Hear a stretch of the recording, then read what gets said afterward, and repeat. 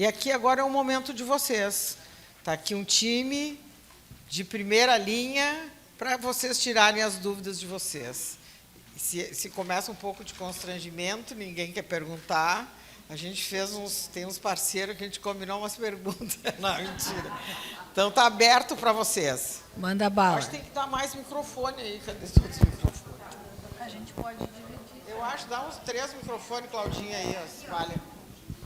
Já pediu? Não faz pergunta difícil, porque aqui a gente não tem o chat GPT para colar a resposta. Acho que... Não sei se está ligado.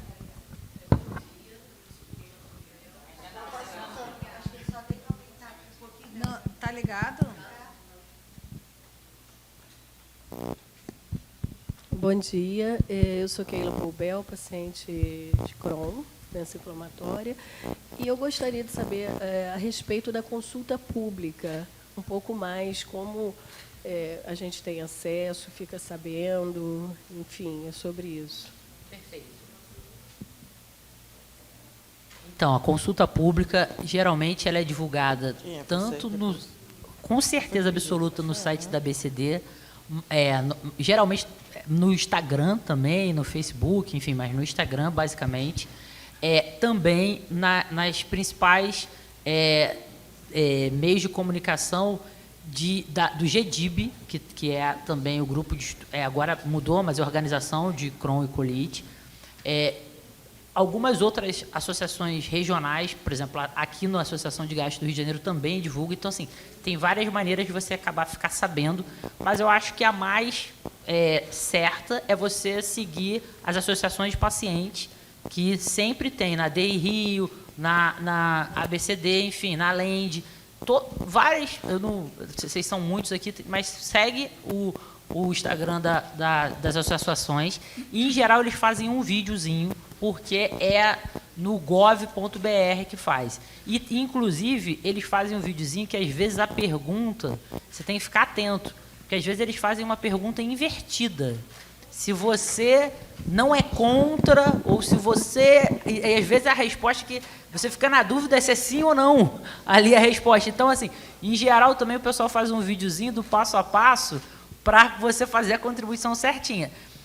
No sentido do que você responder. Mas o texto que você vai colocar, aí tem que ser bem individualizado da tua percepção como paciente de o que uma medicação a mais pode trazer de benefício. E aí, gente, uma informação geral para não me alongar. Só de vocês falarem que é uma doença crônica que não tem cura ainda e que você precisa de ter um arsenal muito grande de medicações e que é mais uma que vai poder estar ajudando, já é uma informação relevante. Eu tive uma paciente que botou assim só nesse quadrinho. Eu esgotei todos os meus tratamentos nesse tipo de doença. Pensem nisso, só botou isso, ela falou isso. Então, quer dizer, esse quadrinho, né, que a Renata falou, e esse tempo também não é muito grande, né, Renata? Normalmente são 20 dias, 30 dias são colocados. O máximo são 20 dias. São 20 dias. Né? Eu só queria reforçar o que a Renata falou, que eu acho muito importante, que é o número de contribuições, gente. A calprotectina, que é o marcador fecal, que a gente já falou, a consulta da calprotectina no Brasil, a primeira vez, tinha 60 e poucas contribuições. Isso nunca vai passar. Então, eu entendo que nós, médicos, temos a nossa responsabilidade, mas vocês, como os pacientes, a gente tem que empoderar vocês e vocês têm a responsabilidade de vocês. Cada um de nós tem 500 pacientes. A minha contribuição na consulta pública é uma. Se vocês 500 votarem, fizerem contribuição, o que vale mais? A minha ou a de vocês 500? Eu estou lá fazendo. Eu tenho certeza que todos nós preenchemos a consulta pública, mas nem metade do meu ambulatório entrou para preencher. Então, se cada um de vocês, 500, vamos supor, mais 1 ou 2 familiares, são mais de 1000 contribuições. E, para governo, é N, é número que importa. Não adianta a gente dizer que é muito importante, porque eles vão dizer que tem viés de alguma coisa, que tem influência de alguma coisa. Então, assim, a gente precisa que vocês participem ativamente do tratamento de vocês. E isso aqui é muito importante para mostrar que a gente não tem culpa de não ter remédio, a gente não tem culpa do governo não estar dando, de não estar comprando, da qualidade do remédio. É isso que a gente precisa, de mostrar para vocês qual o caminho que vocês podem fazer. Não adianta bater lá no ambulatório, né, Marta, e dizer, olha, não tem remédio.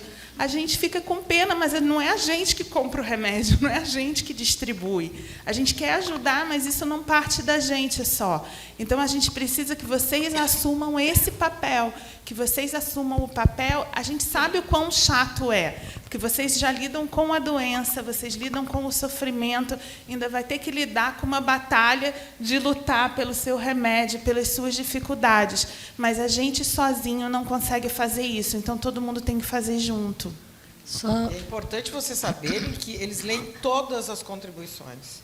Então, isso é uma coisa que eu não tinha essa ideia. Depois que eu fui convidado para ir para Brasília, numa reunião da Conitec, eles leem um por um do depoimento dos pacientes. Então, isso é uma coisa muito importante. Eu acho que essa mensagem de hoje é fundamental na participação de vocês para a gente conseguir melhorar esse arsenal terapêutico. Então, realmente, a gente divulga muito isso e a gente tem pouquíssimos. Tá? A doutora Wanda da Reumato aqui, o grupo de Reumato, é impressionante a força que tem quando tem essas consultas públicas. E o grupo de doença inflamatória intestinal é uma vergonha, assim, com 200 respostas, 300 respostas. Um gancho só que eu gostaria de... Gente, remédio é fundamental, obviamente, mas não é só medicação que vocês precisam, né? E que nós médicos gostaríamos de... Então, a gente está, por exemplo, a da calprotectina. A calprotectina é um instrumento maravilhoso para poder monitorar como está a inflamação. Então, também é importante. E, se Deus quiser, em breve, não sei se em breve, né, porque a gente nunca sabe quando não depende da gente, mas eu espero, e a gente está batalhando, e vocês também estão batalhando, para que chegue o momento, daqui a pouco, de ver assim, ó, qual é a contribuição da equipe multidisciplinar mesmo, né, para que vocês realmente tenham acesso a isso. Então, não é só medicação, tem que estar atento a todas as consultas públicas que apareçam. Olá, Marta, bom dia. Bom dia a todos os colegas aí participantes. Está bem. Está ouvindo bem? Então, eu acho esse tema extremamente importante. O que já foi dito aqui é muito significativo e, principalmente, todas as associações também responderem enquanto pessoa jurídica, porque, como você disse, Marta, eles leem, a gente sabe que eles leem, e ainda fazem comentário quando é a pessoa jurídica, ou seja, quando é a própria associação que responde também a essa consulta pública. Então, aqui deve ter representante de várias associações, e a pergunta é, qual associação já respondeu à consulta pública enquanto associação com tantos membros, com 500, com 2.000, enfim. Isso é importante. E, como a colega ali falou, não adianta só exigir a medicação. E o conceito atual de patient partner quer dizer, nós somos parceiros.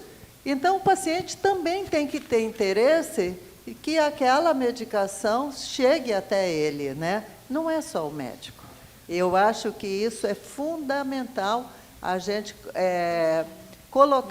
cobrar mesmo a participação do público nas consultas públicas, porque aí a gente consegue. A verdade é que a gente consegue, entendeu? É exigir mesmo. Poxa, foi no ambulatório, você já participou da consulta pública? Não. Então, vai ali naquele computador agora e participa. A gente, aí veio o lance da Reumato, foi comentado aí, né, que você comentou, a gente faz isso no ambulatório, a gente disponibiliza uma secretária e vai lá agora. O que você pensa e faz. E é por isso que, talvez, é apenas uma sugestão. A dificuldade é que vários dos nossos serviços não têm secretária, mas a gente faz isso com os alunos, só para a gente poder Que dirá Eu sei, computador mas livre. o residente está atendendo os 60 pacientes. Então, assim, eu sei que existe uma complexidade, a gente faz isso com os alunos da faculdade, na sala de espera também. E uma coisa que eu acho importante é que não são só as associações. Então, por exemplo, da última vez, eu preenchi como hospital, eu pedi para a direção do hospital e preenchi como CNPJ do hospital, preenchi como CNPJ de uma clínica onde eu trabalho e preenchi como pessoa física, como CPF. Então, e cada uma dessas entidades tem um peso diferente. Então, eu acho que isso é muito importante, a gente saber o que a gente pode fazer. Mas, como a Marta bem falou, a voz do paciente na consulta pública, ela é muito valorizada, né? Você teve até uma experiência com isso. Então, é muito importante o N de pacientes e a voz de vocês nessa consulta pública. Tá? Não adianta a gente se virar em 1000, preencher 3 vezes e os pacientes não conseguirem fazer. Ô, Marta, a última contribuição aqui é que o PCDT de doença de Crohn, se Deus quiser, deve estar para sair. E aí, quando vem a consulta pública de PCDT, essa é imperdível. Porque essa, além de medicação, a gente tem que falar de acesso até de equipe multi, tem que cobrar um monte de coisa ali no PCDT. Então, não perca. A gente também tem contribuído como associação de gastroenterologia do Rio de Janeiro, mas é o que já foi falado aqui. Cada um de vocês é importantíssimo, hein? Não percam. Eu acho que é muito importante isso. E hoje de tarde, depois do almoço, a gente vai ter uma palestra com a Alessandra, que ela vai ensinar aonde reclamar, porque não é no consultório médico. Então, ela vai mostrar o passo a passo para vocês, a falta de medicação, a falta de acesso aos exames. Eu acho que isso da equipe multidisciplinar é fundamental, é fundamental. Ontem a gente deu uma aula de manifestações extraintestinais. Então, isto é a força de vocês para a gente ter todas essas conquistas. Então, falando um pouquinho sobre nosso trabalho da AD Rio, a gente tem um trabalho de, no fim das contas, atender vários pacientes de vários ambulatórios no Rio. Alguns a gente tem até um pouco mais de entrada, por exemplo, a gente está com uma entrada no Fundão. E nós temos 2 voluntárias no Fundão, que dia de terça-feira é a Lindona e a Didi, Lindomar. Eu só sei o sobrenome por causa do apelido, mas enfim. A Lindomara e a Didi, elas ficam lá, enquanto está a fila, elas ficam lá, já fez. Então, está aqui, é para fazer. Então, assim, eu acho que parte muito de nós, pacientes, entendemos a necessidade de ajudar quem nos ajuda. Não precisa ser um CNPJ constituído, mas se você já está ali no consultório, é o que eu falo, às vezes, assim, a gente tem uma dificuldade muito grande, enquanto paciente, que é a espera. A espera porque a gente não sabe o que vai sair, a espera de várias situações. Então, naquele momento de espera ali, a gente está compartilhando nossa dor. Quando a gente vê uma pessoa reclamando do nosso lado, eu abro logo o meu celular, boto a pessoa, então, aqui, ó, me ajuda aqui, para poder fazer isso. Então, eu acho que, se cada formiguinha fizer isso, a gente está multiplicando um pouquinho. Porque demora, não é fácil, é chato, demora. Então, sim, tenha o Gov.br e tenta fazer pelo seu próprio celular. Então, a gente só dá esse caminho. E aí surgiu aqui uma ideia que, quando sair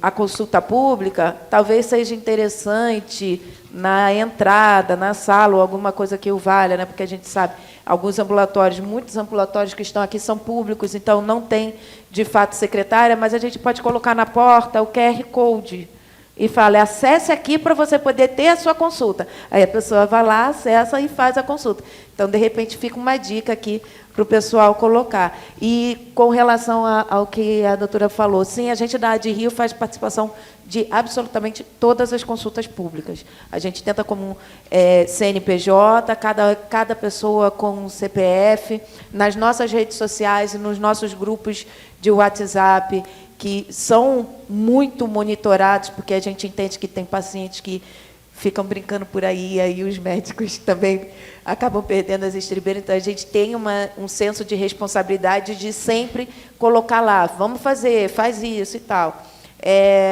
Mas são muitas bandeiras, né? E aí, quando está todo mundo em remissão, Ninguém se preocupa nem de ir na consulta, entendeu? Mas quando a gente está no sufoco, aí a gente fica desesperado. Tem gente no grupo de vocês, é porque a gente não passa para vocês, mas tem gente no grupo que fala assim: gente, saí da remissão, me dá medicação X, e aí fica pedindo medicação, sabe? Então, assim, o nosso grupo é super moderado também nessa situação. Então, quando as pessoas estão em remissão, elas não vão nem para consulta, elas não estão nem aí. Mas quando o bicho pega, Nossa Senhora. Só um comentário interessante, tem um trabalho que foi publicado até numa revista médica nos Estados Unidos. Uma indústria farmacêutica, que eu não vou citar o nome, fez um levantamento por inteligência artificial de grupos de pacientes nos Estados Unidos que tinham WhatsApp entre si, assim que nem a gente tem aqui no Brasil. E eles viram que os pacientes adoram notícia ruim. É o que movimenta ali. Minha tia morreu com remédio X, aí 5 mil, entendeu?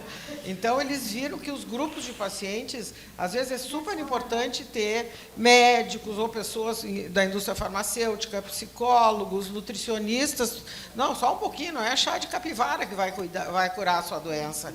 Então, esses grupos é importante ter alguém, tipo um moderador, assim, porque o grupo adora notícia ruim. Interessante isso, né? Mas isso é o ser humano. Vamos Isso é o lá, ser meninas. humano, né? É o ser humano, não é a doença de Crohn nem a colite, isso é o ser humano. Eu vou fazer uma pergunta para a doutora Eloá. Nós temos aqui a doutora Eloá, que eu acho que a gente nunca diz a idade, os cabelos brancos me entregam aqui. Às vezes eu estou na fila procurando onde é que é o embarque, me avisa aqui, idoso é aqui.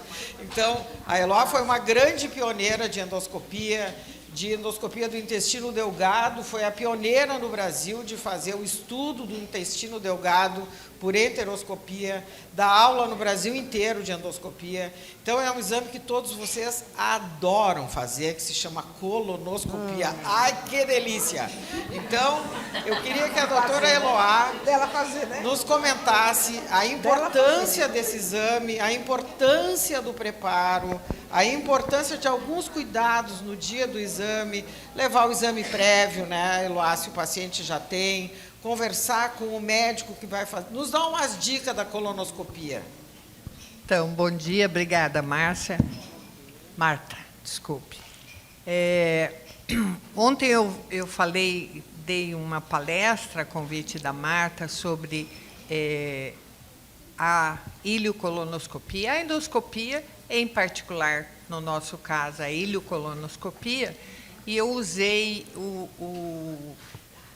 para exemplificar, usei um quebra-cabeça que hoje a Ana também usou para fazer essa analogia. Realmente, vocês já entenderam que a doença inflamatória intestinal não chega a um diagnóstico de certeza com um exame ou 2 exames. Então, nós juntamos as informações de vários exames que eu fiz uma analogia com um quebra-cabeça e a ilioColonoscopia é uma peça muito importante desse quebra-cabeça.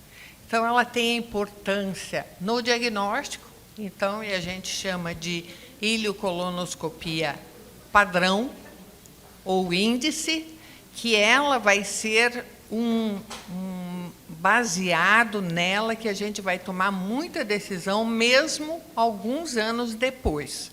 Então, essa ilioColonoscopia, fazendo o diagnóstico, porque ela, em geral, não é o primeiro exame a ser realizado, então, o médico, quando vai computar tudo que ele chegou, quadro clínico, exame, as raios-x, a ilioColonoscopia, o resultado das biópsias, o anátomo patológico, e chegou à conclusão que é uma retocolite ou uma doença de Crohn.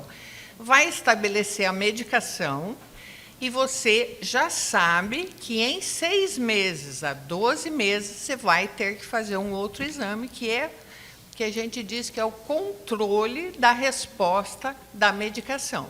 Então, isso estabelecido na literatura de 6 a 12 meses, a gente sempre comenta, né, Cris, que quando o paciente não está bem, que não está respondendo legal, a gente se aproxima dos 6.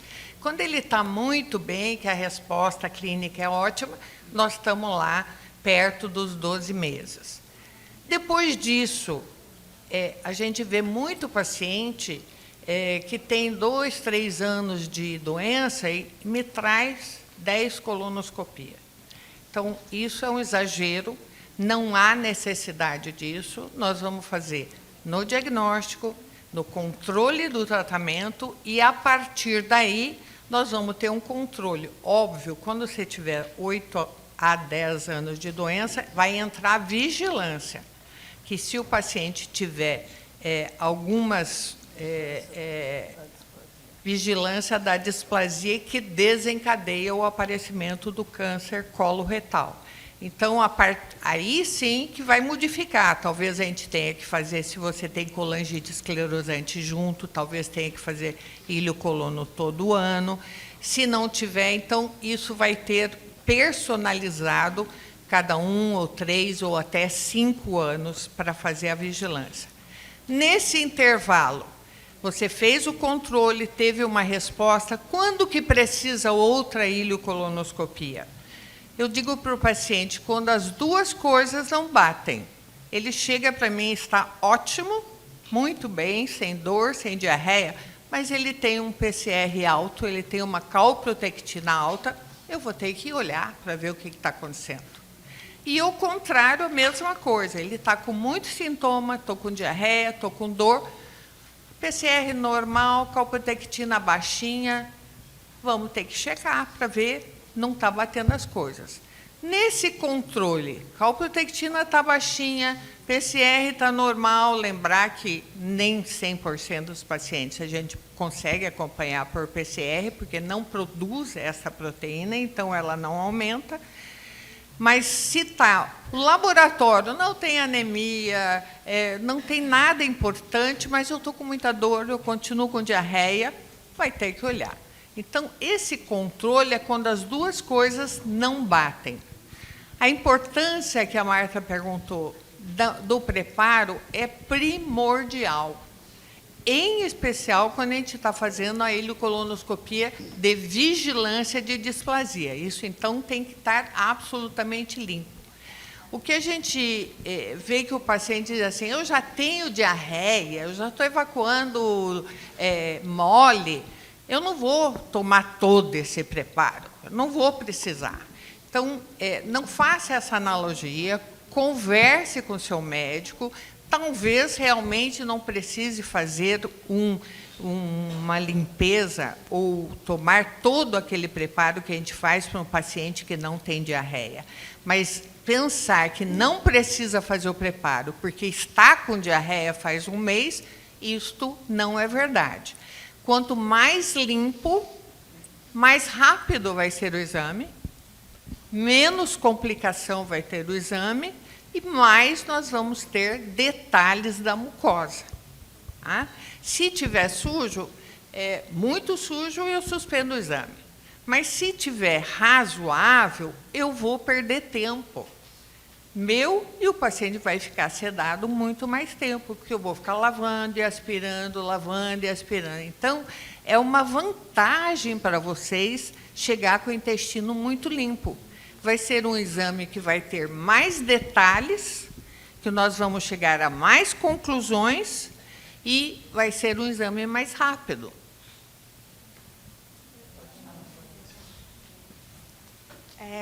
Bom dia, né? Meu nome é Andresa. No caso, a paciente de DI é minha filha, ela tem apenas 10 anos, né? E, assim, a dificuldade de um gastro pediátrico, né? O acesso que nós temos, né? Eu agradeço muito, né, a DRIO e ao Dr. Frederico. Hoje, a minha filha, com 10 anos, ela faz o uso do Infliximab. Ela queria até muito vir. Eu falei, não, Milene, não vamos, que ontem ela fez até a gotinha da vida, como diz ela. Mamãe, eu estou na gotinha da vida. E, assim, nós temos muita dificuldade. E se não fosse a DRIO e o Dr. Frederico, não sei nem como... Minha filha perdeu 7 quilos em um mês. Ela, com 9 anos, ela estava pesando 23 quilos. E a dificuldade é muito grande. Nós não conseguimos, e graças, né, ao nosso Dr. Frederico, que começou o tratamento dela. E, assim, ajuda, né, porque, o X-Reg, bota, não tem. Até na saúde naval você não acha especialista em DI. Andressa, isso é super importante falar. Na verdade, assim, ter um especialista em doença inflamatória já é raro. E todos os grupos médicos, a gente tem o GDIB, uma das grandes funções, a Cris foi presidente do GDIB recente, uma das funções dentro do GDIB é exatamente educação médica continuada e difundir mais a doença inflamatória. Então, esse é um papel nosso. Dentro da gastropediatria é mais difícil, porque aí você imagina, é pediatria, gastropediatria, doença inflamatória na pediatria. E lembrando que a prevalência na população pediátrica era muito menor do que é hoje e era muito raro na pediatria, principalmente abaixo dos 7 anos, que você tem que até investigar algumas outras coisas, algumas deficiências primárias. Então, era uma coisa que o pediatra via muito pouco. Como ele não tinha essa especialidade, nós adultos acabamos incorporando um pouco isso. Vários de nós gastros aqui acabamos tratando pediatria e a gente nem quer, mas a gente fazia por necessidade, porque a gente não tinha como deixar a criança desassistida. Então, a gente pedia para um pediatra ajudar a gente nas doses e tudo. E isso a gente está falando do acesso ao médico, mas tem dificuldade de acesso às medicações, porque as medicações não podem ser testadas legalmente na população pediátrica. Então, ela primeiro tem que ser liberada para o adulto, tem uma série de critérios para depois ela ser liberada para a pediatria. Então, isso vai melhorar. Mas, mais do que isso, eu acho que você falou e reforçou a importância das associações de pacientes. Vocês precisam se ajudar, porque nem todo mundo vai ter acesso ao especialista tão fácil. Então, esse caminho, vocês têm que ajudar as pessoas que têm também. Então, eu acho que vocês estarem juntos e se ajudando é muito importante, porque, indiretamente, vocês também ajudam a gente. E ajudam cada um, porque o importante é que cada um fique bem no final. Então, às vezes, aquela coisa do papel do malzinho, eu sou vista como a vilã do ambulatório, entendeu? Mas é porque eu quero que vocês se empoderem, que vocês tenham responsabilidade sobre a doença de vocês. Sabe? O médico não tem como saber se você precisa de LML ou não na hora que ele marca, quando que ele vai remarcar a próxima consulta. Vocês têm que dizer, doutora, eu preciso da próxima consulta, seja antes da data tal. Tem lá o cartãozinho da Rio Farms, tem as datas todas. Ah, não trouxe o cartãozinho. Gente, você vem aqui de 3 em 3 meses, como é que você não traz o cartãozinho para a gente ver? Não sei se eu preciso, não sei se eu não preciso. Então, assim, a gente não faz isso por mal. O maior presente de nós médicos é vocês estarem bem. Entendeu? O paciente às vezes chega, doutora, eu queria dar alguma coisa. Eu falei, não me dá nada, eu só quero que você esteja muito bem. Esse é o meu maior presente. Mas para o paciente estar bem, para vocês estarem bem, tudo isso tem que estar andando bem, entendeu? Tudo isso tem que estar fluindo bem. Então, eu acho que a gente, como sociedade, a gente entende esse problema e a gente tenta melhorar isso e trabalhar isso. Em gastropediatria, agora a gente também está tentando melhorar o acesso aos suplementos nutricionais, porque isso daí a gente tem percebido que... Eu estou falando aqui pelo Rio de Janeiro, mas eu acredito que isso seja uma necessidade nacional e a gente está entrando nessa luta aí para tentar também, porque faz muita diferença. Muito bom dia. Eu gostaria, primeiramente, de agradecer a oportunidade, de estar diante de profissionais, especialistas nas doenças que nós estamos conversando aqui, e dizer que eu levei mais ou menos 20 anos para chegar num diagnóstico de Crohn. Passei pelo lúpus, por vários profissionais que só diziam para mim o que os pacientes têm ouvido a partir, não sei, de 20 anos, 30 anos para cá. Isso é coisa da sua cabeça, isso é psicológico. Então, hoje é um privilégio estar aqui e ouvir o Dr. Frederico dizer o que ele disse, porque eu sou mais ou menos de uma geração onde os profissionais de saúde, os médicos, conheciam realmente seus pacientes. Mas não é essa a minha pergunta. Dá para perceber que aqui no auditório, a maioria é feminina. Então, parece que essa doença é mais prevalente nas mulheres. Não é. Não é. Ou que as mulheres Não é. se informam mais. Estatística nacional, Não é. 60%. 60% é quase meio a meio. Esse foi um levantamento bem recente, de 2023, tá? Só complementando. Brasileira. Para vocês terem ideia, quando a gente faz o questionário online para as respostas, 90% quem responde é mulher. Então, a mulher tem esse perfil de ser mais acolhedora, de mais se envolver, de querer ajudar o outro. E no Se envolver Japão, mais, né? tem bastante homem que responde. Só que aí vem um comentário dessa entrevista que é a mulher japonesa que responde pelo homem, entendeu? Então, não é. Essa tua Mas dúvida eu isso, já te respondo. Marta, em qualquer questionário. Então, Isso aí em pesquisa de banco, de tudo, é sempre a mulher que responde mais. Até de frequência no ambulatório. A mulher cuida mais da sua saúde do que do homem, do que o homem. Peraí, então. ela não fez a pergunta. Não, sim, eu só queria, desculpa, eu só queria complementar uma coisa. Oi, tudo bem? Sobre a questão do público masculino e feminino. Quando eu criei as minhas redes sociais, meu blog e tal, para falar de doença inflamatória intestinal, primeiro porque eu criei porque todo mundo só queria falar de desgraça, e eu queria mostrar o lado bom da doença. E eu fui o primeiro influenciador a aparecer por aí. Hoje em dia tem um monte, eu sou o único homem. Não sei se vocês já repararam. E aqui o público é majoritariamente feminino. Por quê? Porque o homem não tem, ele não gosta de falar sobre isso, o homem não está afim de falar. E aí as influenciadoras mulheres até são muito maiores que eu, porque como o público que tem dúvida, em geral, é mulher, elas se sentem muito mais à vontade de falar com mulheres do que falar comigo.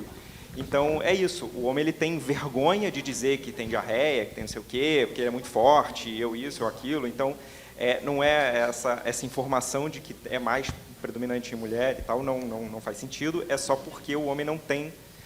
às vezes não vai ao médico, né? Às vezes não quer ser diagnosticado, às vezes fica tratando de outra coisa. Então, é muito nesse sentido. Tá?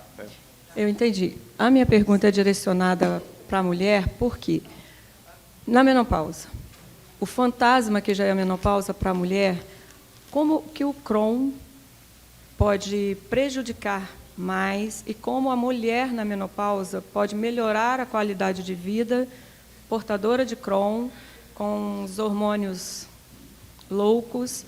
Os endócrinos não entendem assim de Crohn, não tratam e não conseguem ajudar a gente, né? Sempre passa a bola para um outro profissional. Essa é a primeira questão. Uma outra é que eu fui tentar fazer um implante dentário. E quando eu cheguei no dentista, e ela perguntou, e eu disse que eu tomava... Eu não consigo falar o nome direito, nessa Isso. Ela disse que isso seria um impeditivo assim, de implantar o dente. Então, são duas dúvidas bem consideradas. Mas a que mais me importa, que eu tenho mais dúvida e mais vontade de esclarecer, é a questão hormonal da mulher na menopausa. Os medicamentos influenciam a mama. Eu venho de um susto causado pela sulfasalazina, né? A mama ficou muito doída, muito inchada. Então, é nessa direção da menopausa. Menopausa e doença inflamatória intestinal. Isso. Meu time, vamos responder rápido. Posso começar assim. O que eu te diria? Nem as medicações em si, claro, fora o corticoide, que altera muitas coisas, mas nem as medicações, nem o Crohn em si muda algum aspecto da menopausa. E, por outro lado, nenhuma dos tratamentos que são propostos para aliviar sintomas e melhorar a questão da menopausa também são impeditivos por ter esse Crohn. Acho que esse é o ponto fundamental. Tá? Ou seja, infelizmente, assim como, de uma maneira geral, tem pacientes que não têm tanta informação, isso não se justifica, o médico não ter tanta informação. Mas, infelizmente, isso é a realidade. Tem muitos médicos que só cuidam do seu quadradinho e não conseguem ter uma visão mais ampla da situação. Mas eu te diria assim, tu, como mulher, deve ser tratada em relação às questões da menopausa de forma igual a uma mulher que não tem doença de Crohn. Tá? Isso é fundamental. Só rapidinho, em relação ao implante do dente, nada a ver, tá? O mais importante é saber como é que está a qualidade do teu osso e não usar anti-inflamatórios, que muitas vezes os dentistas prescrevem por situações dentárias. Tá? Então, também, o que eu vou te dizer, tem que procurar um profissional que tenha um pouco mais de... Não é necessário. Não. Temos até dentista na plateia. Temos uma dentista. Olha ali, ó. Não, como hábito, o dentista, no implante, ele usa anti-inflamatório e antibiótico, certo? Mas é totalmente possível fazer o implante sem usar anti-inflamatório. A Júlia é dentista. Antes da Júlia falar do dente, deixa eu só complementar sobre a menopausa, que você estava bem preocupada.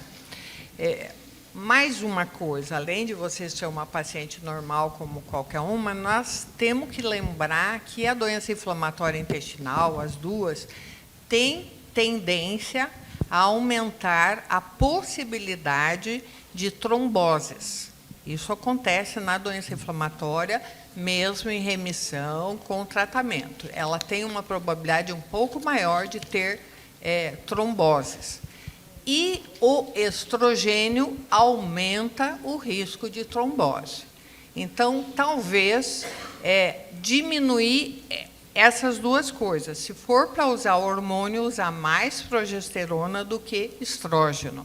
Isso o risco é muito menor. Risco e benefício é usar progesterona. E uma coisa que eu vejo muito é ginecologista assim, eu sou contra usar hormônio. Sabe? Os homens, principalmente, porque eles não sabem o que é menopausa, certo? Aumenta a irritabilidade, faz insônia, dá um mal-estar geral, então não tem por que não usar hormônio. O que o ginecologista que entende bem pode dizer? Se você tem uma história familiar de câncer de mama, o risco é maior. E não usar acima de 5 anos. Não usar acima de... não posso usar. Não pode usar. Não pode usar por 10, 20 anos, que daí vai aumentar os riscos de câncer de mama, em especial. Mas os 5 anos tem muito trabalho. Meu irmão mais velho é ginecologista, cuida só de mama, então todas as minhas dúvidas de hormônio, de menopausa, eu sempre me comunico com ele. E posso lhe dizer isso, 5 anos de hormônio não aumenta risco de câncer, a não ser que você tenha uma história familiar, a não ser que você tenha um risco pessoal, né, uma mama hipernodular, daí é outra casa a casa, eu estou falando no geral. E 5 anos é o tempo máximo que você deve usar. Se for para escolher entre estrógeno e progesterona, a progesterona tem menos risco de tudo, mesmo de aumentar a risco de trombose, assim como de câncer de mama.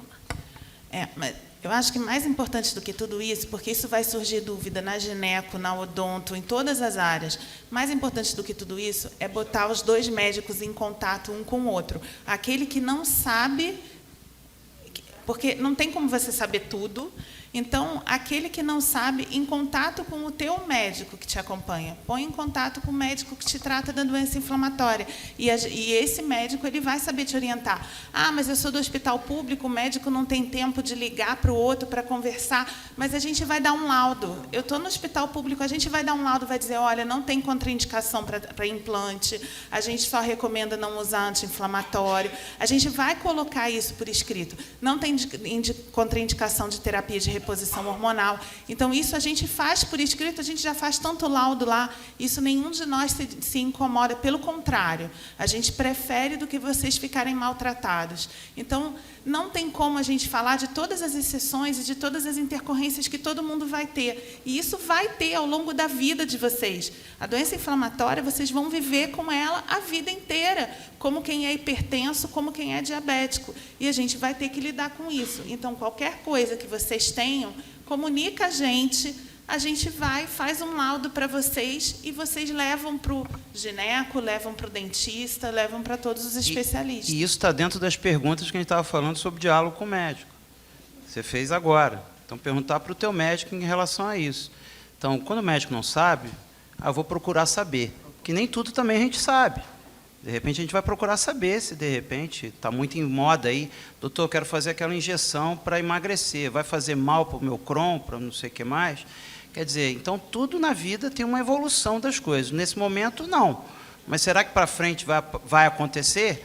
A gente não sabe, vai ter mais casos, vai acontecer. Então, quer dizer, a questão feminina, conversar com o ginecologista, se ele não sabe, é isso que a Márcia falou mesmo. Vamos entrar em contato para conversar. A gestação acontece muito isso, né? Não, tira essa droga aí, entendeu?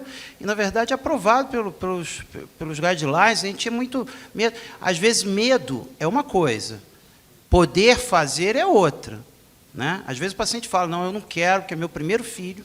Isso acontece. Eu quero parar, porque eu tenho medo que eu já tive um aborto que aconteceu. Isso já aconteceu, todos nós já aconteceram isso, né? Então, o que acontece? É conversar e ter diálogo com o paciente. Questão hormonal, por exemplo, na menstruação, quando a mulher menstrua, aumenta o fluxo intestinal. Muitas mulheres aumentam, começam a evacuar 2, 3 vezes e ficam achando que é atividade de doença, é mais do fluxo. Equipe multidisciplinar. Vai lá, Júlia. Não, eu acho que vocês resumiram tudo aqui. Eu acho que é exatamente sobre isso. Primeiro, tentar conectar mesmo o dentista com o seu médico, pegar essas informações. Essa questão do anti-inflamatório, gente, para dentista, eu sou dentista, sou formada há muitos anos e eu nunca estudei doença de Crohn, apesar de ter a doença de Crohn. Então, hoje eu estudo muito porque eu tenho. Mas na faculdade a gente não aprendeu. E isso é muito importante falar, que muitos dos profissionais não conhecem a nossa doença. Então, a gente, enquanto paciente, e o que está acontecendo aqui agora é super importante, que é o nosso empoderamento. Nós somos pacientes que estamos aprendendo para conseguir comunicar com o outro que não está dentro da equipe. E isso de levar a informação do médico da gente para outro profissional de saúde que esteja cuidando da gente é fundamental. Agora, para ficar aí gravado, que a doutora já tinha falado, dentista não sabe que não pode prescrever anti-inflamatório para a gente. Isso é um fato. Não sabe. Aí eu cansei, já fiz várias capacitações para odontologia na minha região, e aí isso a gente explica lá, mas isso não é falado, e não tem como um dentista imaginar se ele não aprendeu em lugar nenhum. E aí, então, eu acho que essa é uma informação importante que tem que falar. Acho que a gente, enquanto profissional de saúde, tem que pensar em profilaxia antibiótica em alguns casos, porque, dependendo da medicação e do estado geral desse paciente, para fazer um implante, por exemplo, dependendo, seja bom pensar em profilaxia antibiótica, né, para poder proteger essa cirurgia. Então, mas isso é uma conversa da equipe, né, que tem que linkar esses dois. Então, acho que basicamente é isso, e gravem isso. Conversa com o dentista. Se não souber falar, se for difícil para vocês falam assim, eu tenho doença inflamatória intestinal, não posso tomar anti-inflamatório comum, só anti-inflamatório à base de corticoide. Isso aí vocês não vão esquecer, que aí o dentista vai saber o que vai passar para vocês, para substituir, né? Perfeito. Então, e coloca para conversar com os médicos, que é super importante. Acho que é isso. E já deixando aqui uma provocação, né?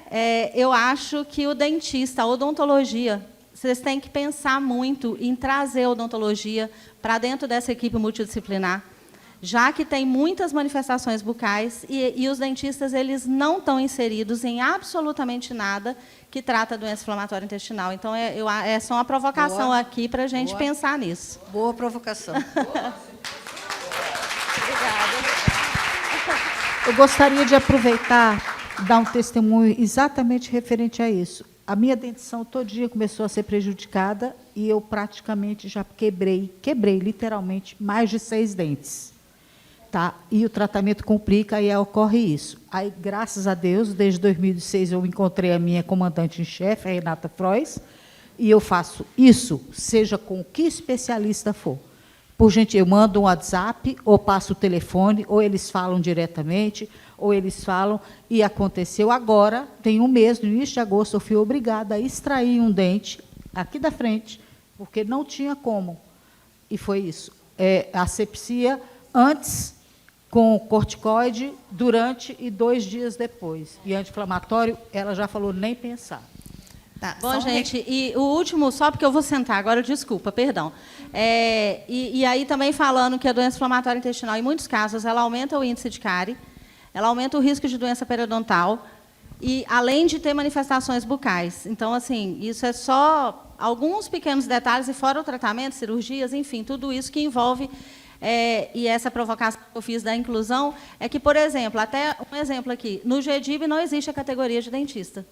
Né? Se eu quisesse me filiar, por exemplo, não existe. Então, é mesmo uma provocação para a gente poder levar isso para a odontologia, discutir a doença inflamatória intestinal para a odontologia também. Bem lembrado. Tá bom? Bem lembrado. Só isso. Obrigada. Só para lembrar, gente, essa comunicação com o médico de vocês tem que ser antes de vocês fazerem o procedimento, por favor, tá? Não, isso parece normal, mas normalmente é depois. Assim, doutora, eu tomei a vacina da febre amarela, tem problema? Se você já tomou, eu não posso fazer muito. Exato, né? Exato. Eu tô com abscesso dentário e fiz o adalimumab. Pô, e agora? Não sei, tô com uma tonteira, uma dor na cara, quer dizer, meningite, entendeu? Pode acontecer. Então pode fazer isso, gente. Eu vou dar só um complemento aqui. Por estar inserida dentro de um hospital militar, a gente conseguiu fazer um projeto muito interessante com a odontologia de lá, partiu de um projeto de doutorado do chefe da odontologia, e a gente conseguiu colocar num fluxo todos os pacientes da doença inflamatória intestinal. Eles tinham acesso à marcação da odonto diferenciado. E, com isso, a gente conseguiu fazer com que o acompanhamento das doenças periodontais fossem feitos mais a miúde, né? Então, por exemplo, uma pessoa habitualmente tem que ir ao dentista 2 vezes por ano para fazer a limpeza. Para esses doentes, esse intervalo tem que ser mais curto, mais encurtado. Então, ele ia analisando caso a caso. Aqueles pacientes que precisavam fazer implante, que tomavam muitas doses de medicação imunossupressor por conta do risco, eles têm medo da medicação porque pode fazer necrose. E aí é uma catástrofe. Então, o medo é esse. Então, o dentista, ele, de forma habitual, ele fala assim, não faço. É mais fácil ele perder aquele paciente, comigo não está esse problema, e passa para o outro. Mas não é proibitivo. Então, a gente fez vários casos de implante lá em pacientes, inclusive pacientes, às vezes, que usavam 2 drogas imunossupressoras, e com sucesso, mas dentro de um ambiente controlado. Então, é importante ter essa informação, né, de que a gente tem um maior risco de ter doença, botar esse, né, profissional em contato faz toda a diferença. Como a gente tinha comentado, que a doença inflamatória intestinal ela afeta todo o organismo, né? Não é só o intestino, então começa também na boca. E isso tanto para retocolite quanto para doença de Crohn, tá certo? Não é só para doença de Crohn. E isso acontece também nas outras doenças imunomediadas, artrite reumatoide, lúpus. Então, isso é o quadro imunológico que faz essa diferença, essa situação. Bom, agora não. Agora, gente, é meio-dia, senão o feijão vai ficar frio. Então, assim, eu convido todos para esse nosso almoço.